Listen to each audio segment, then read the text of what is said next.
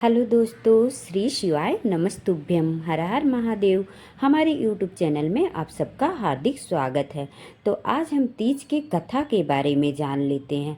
शास्त्रों में बताया गया है कि हरतालिका तीज के दिन जो महिलाएं व्रत नहीं करती उनको भी अगर कथा सुनती हैं और मात्र फुलहरे का दर्शन करती हैं तो भी उनको सौभाग्यवती का फल मिलता है। इसलिए हरतालिका तीज के दिन सभी सुहागन महिलाओं को यह माता पार्वती भगवान शिव का कथा अवश्य सुननी चाहिए और 5 फुलहरे का दर्शन जरूर करें और 5 वृक्षों की पत्तियां भगवान शिव को जरूर समर्पित करनी चाहिए। व्रत रखे ना रखे, लेकिन अपने पति की रक्षा के लिए, अपने सुहाग की रक्षा के लिए यह उपाय जरूर कर लेना चाहिए। एक कथा जरूर भगवान शिव और माता पार्वती की सुननी चाहिए। तो चलिए अब हम सुनते हैं शिव और माता पार्वती की कथा। भाद्र पक्ष मास की तृतीया तिथि को यह हरतालिका तीज का त्योहार मनाया जाएगा। इस दिन सुहागन महिलाएं अपने पति की लंबी उम्र के लिए यह व्रत रखती हैं। इस साल हरतालिका तीज का त्योहार 6 सितंबर दिन शुक्रवार को मनाया जाएगा। इस व्रत को माता पार्वती ने भगवान शिव के लिए रखा था। तो सुनते हैं हरतालिका तीज की व्रत कथा। कथा शुरू करने से पहले हमारे वीडियो को लाइक करें और चैनल को सब्सक्राइब कर लीजिए और कमेंट में हर हर महादेव जरूर लिखें।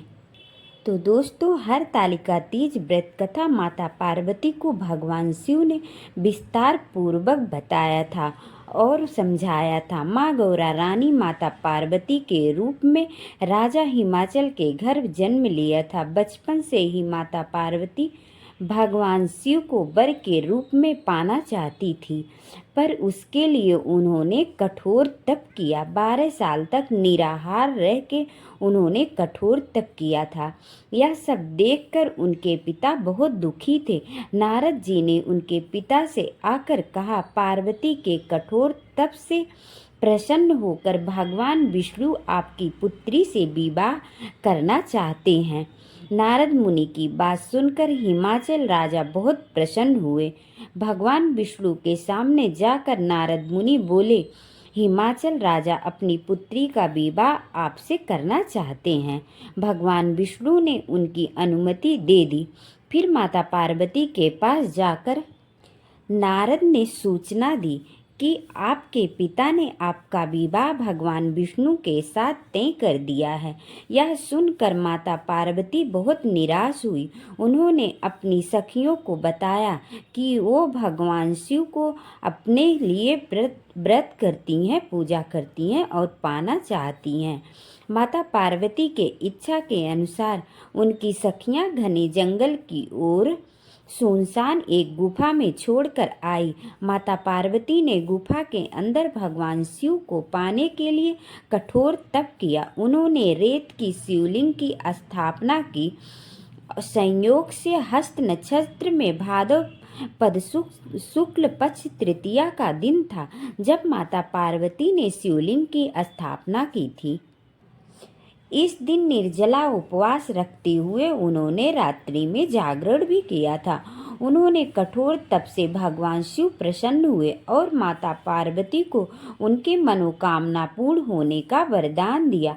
अगले दिन अपने सखी के साथ माता पार्वती व्रत पारण किया और समस्त पूजा सामग्री को गंगा में प्रवाहित कर दिया। उधर माता पार्वती के पिता भगवान विष्णु को अपनी बेटी से विवाह करने का वचन दिए जा रहे थे और पुत्री के घर छोड़ने से व्याकुल भी थे।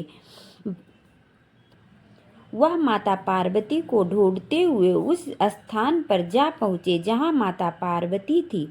इसके बाद माता पार्वती ने अपना घर छोड़ देने का कारण बताया और भगवान शिव से विवाह करने का संकल्प भी बताया। भगवान शिव द्वारा मिले वरदान के बारे में भी बताया।